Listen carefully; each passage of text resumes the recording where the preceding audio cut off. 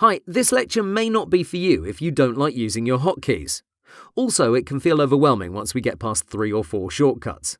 Before you decide, you have a cheat sheet attached to this video where everything is nicely laid out. In case anything is unclear, you can always revisit this lecture. Okay, it's time to skip ahead if hotkeys aren't for you.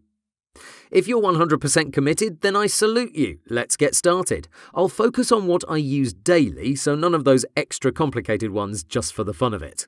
Ctrl-J is one of the most used hotkeys in Photoshop. It duplicates the currently selected layer and places it above it. This is useful because sometimes you'll have to work on your layer directly and you might mess it up. Your copy is going to act like your insurance. It also works on several layers or groups at a time. Ctrl-G is another indispensable hotkey because every project that has, say, over 10 layers should contain groups. If you use it without anything selected, you'll end up with an empty one. No worries, you can simply drag your layers inside it. If you want to change Photoshop's behavior by dropping a layer at the bottom of a group, add Shift before you start dragging it. Please note that if you drag, then hold Shift, it's not going to work. Photoshop will work as usual. It will place it above all those other layers. And the recommended way of creating a group is to first select your layers and then use Ctrl-G. Ctrl-T is an essential command because you'll likely want to resize, rotate, distort, warp and so on. So far, nothing too complicated. Ctrl-Alt-C is great when you want to enlarge or shrink your canvas and you require precision. Please note that if you want to add 100 pixels to the top part of your canvas, you have to click on this bottom middle arrow. I know it may seem confusing, so let me bring this up again.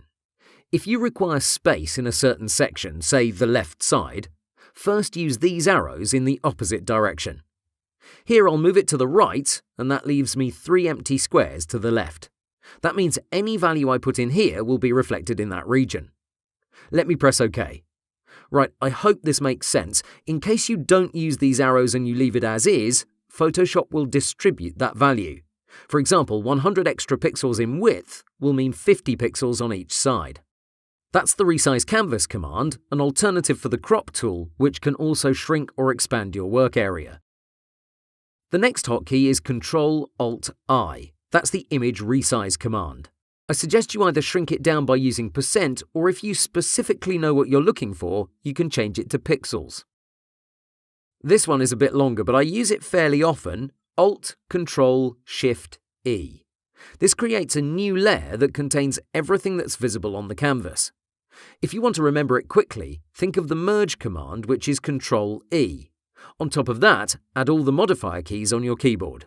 Ctrl-1 brings your zoom level to 100%, and I strongly recommend you make a habit of returning to that normal viewing mode. Speaking of that, F helps you get into full screen mode. Hit it once and you'll end up with this.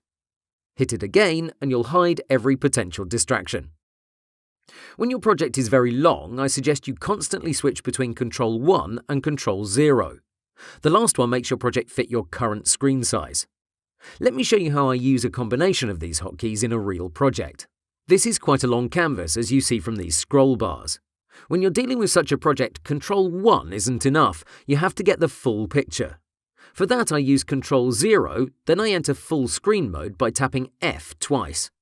I take a good look, then I switch to the Zoom tool with Z, and I click a few times. Not too much, but just a bit so I can better understand what's going on. Now that I'm closer, I never use my mouse scroll to go up or down because it's going to take me forever to get to the other end of the project. So what I do is add Shift to the mix. And as you can see, my view jumps significantly. It only takes 2 or 3 swipes of my mouse scroll to get to the other end. You can think of it as a page up, page down command.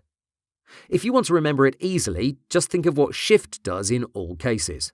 If you're moving a layer with your arrow keys, Shift makes it jump in 10 pixel increments. If you're adjusting your opacity with your mouse scroll, it does the same thing. So it makes sense to use it when you want to browse around fast inside a long project. Note it works even if you're not in full screen mode. Finally, use Ctrl and your square bracket keys to move a layer inside your Layers panel. On the other hand, Alt and your brackets select a different one. There's loads of other hotkeys, but these are the most important ones that I suggest you integrate into your daily workflow. And with that, I'd like to thank you for watching this lecture, even though it's difficult to get all this information in one sitting. I appreciate your strong desire to learn.